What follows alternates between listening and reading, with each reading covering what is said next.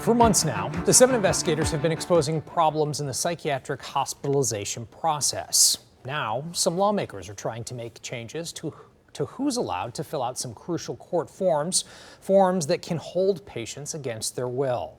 And 7 investigator Heather Catala joins us now with a look at what's in the works. What is it? Well, a clinical certificate is a key part of the process when someone is hospitalized against their will. Some lawmakers want to allow more people to be able to fill those out, but some mental health advocates are calling this effort shocking and disappointing. They look like harmless pieces of paper, but clinical certificates are powerful documents in Michigan's mental health system. I've never been treated so poorly, like I wasn't a human being. Bree Jackson says she was held against her will inside the Ascension Providence ER back in 2022 for depression. One of the documents used to hold her was a clinical certificate.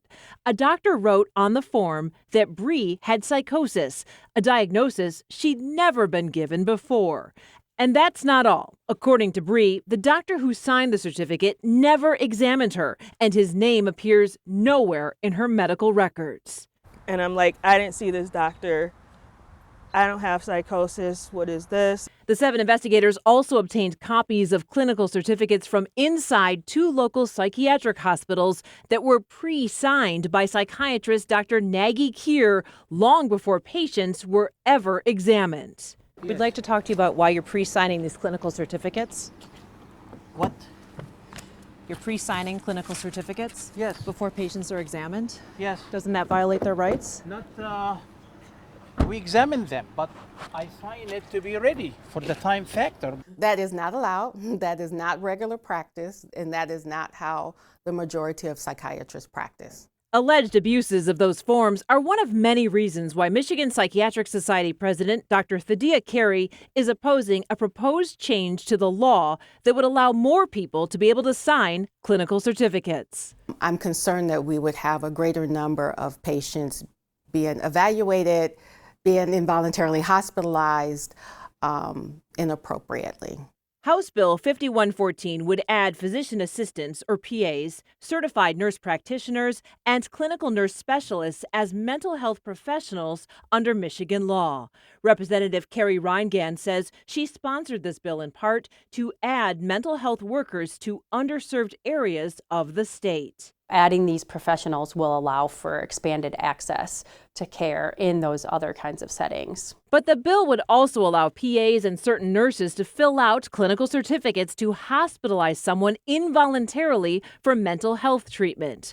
For a court-ordered hospitalization, you need 2 clinical certificates, one completed by a psychiatrist, and the other can be filled out by a psychologist, a physician, or another psychiatrist. The proposed changes would still require a psychiatrist to fill out at least one of the certificates, but adding more professionals with less training to fill out the other certificate concerns psychiatrists like Dr. Carey. Psychiatrists in general are not a fan of expanding the scope of individuals with 1 or 2 years of training because we're concerned about the quality of the care. For something as serious as taking your civil rights away and hospitalizing you against your will, what can we do to make sure that all the rules are really being followed? So in the process of working on my bill, I have had some groups express concerns about different pieces of the bill. So I thought, well, there's got to be stuff that I just don't know. So I convened a working group and we've sat down and talked. And I think the intent to expand mental health access, the intent to protect patients, we do all agree on those things, but we want to make sure that we're not doing damage if we can avoid it. The bill would also add PAs and some nurses to the small list of people allowed to physically or chemically restrain patients. I've heard this claim that the bill allows more people to release people from restraints. That doesn't appear anywhere in the bill. Former Lieutenant Governor Brian Calley is a mental health advocate and board member of Disability Rights Michigan. He's also board chairman of the Autism Alliance of Michigan. He says both groups strongly oppose the bill.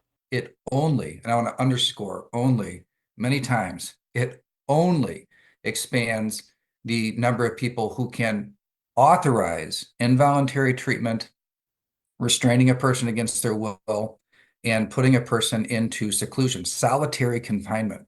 This actually, for people with disabilities and mental illnesses, it puts them in a situation they have less rights than a person in prison. Representative Reingan says they are still working on some changes and maybe even some additional bills that will address some of the concerns about restraints. She maintains her goal is to increase the number of mental health providers in the state because Michigan desperately needs more people in this field. But again, opponents say these changes are just too risky. But as we've been showing, there's some integrity problems with some of these certs. So you really have to make sure whoever's filling them out is being truthful and knows what they're doing. And there wouldn't even be an attempt to address it if you hadn't been reporting on it. So we sure do appreciate that. Thank you. All right. Thanks, Heather.